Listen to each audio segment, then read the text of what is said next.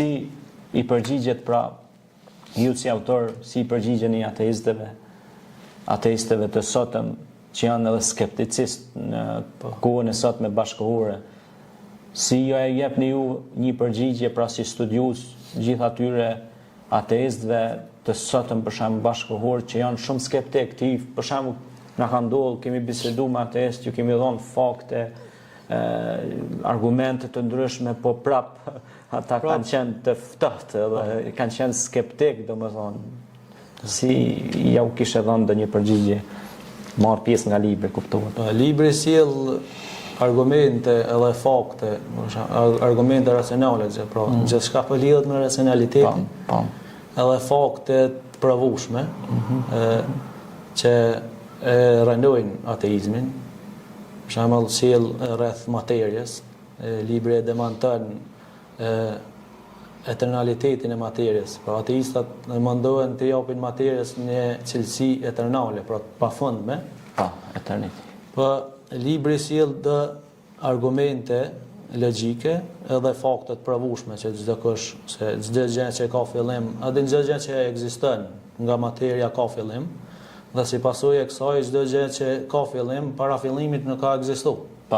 Edhe nëse na e përdorim, e bëjmë një analizë historike,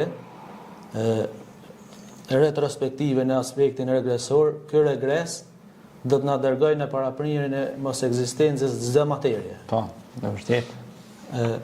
Gjithashtu libri sjell argumente dhe fakte që materia nuk ka cilësi eternale, mirë po ka cilësitë e materjes janë kontingjente, të mundshme, nuk janë domosdoshme.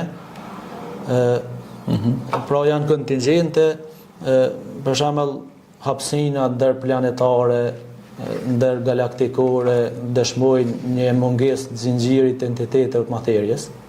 Pra e kundërta e këtij eternaliteti, siç supozojnë ateistët se materia ka cilësi absolute. Kështu më radhë. Pra, që vjen tek ajo që Zoti është i pari që s'ka fillim dhe i fundit që s'ka mbarim. Shkaktari i pashkaktuar. Po, fiks. Prandaj është edhe ajeti kuranor që ndërlidhet me këtë pjesë thotë inama amruhu idha arada shay'an yaqulu lahu kun fayakun. Kur do Zoti më i thon diçka, i thot bëhu dhe ajo bën. Pra ai është krijuesi. Na nuk jemi krijues, po ai është krijuesi. Pra Zoti i madhëshëm. Argumentet kuranore ki përdor disa, i kam pa edhe tek libri si e kemi parë recenzion. Cilat kishe theksu ndonjë që të kalon për shtypje në çështjen e krijimit edhe për çështjen e besimit në Zot, si studius në këtë rast po ju pyes çfarë ju kalon për shtypje ndonjë prej argumenteve kuranore, domethënë, që të vjen ndërmend. Gjitha ajetet që kanë zbrit edhe për këtë çështje kanë peshën e vet, mirë po mua që më kanë lënë për shtypje shumë është surja e Tur, ajeti 35-36, që Allah i thot në Koran, a dini pyetje të cilat e kanë edhe përgjigjen. Edhe çdo kush që has do pyetje e din automatikisht edhe përgjigjen. Thot, a mos vall ata u krijuan nga asgjëja, apo mos vall ata janë krijues të vetvetes, apo mos vall ata e krijuan qiellin dhe tokën.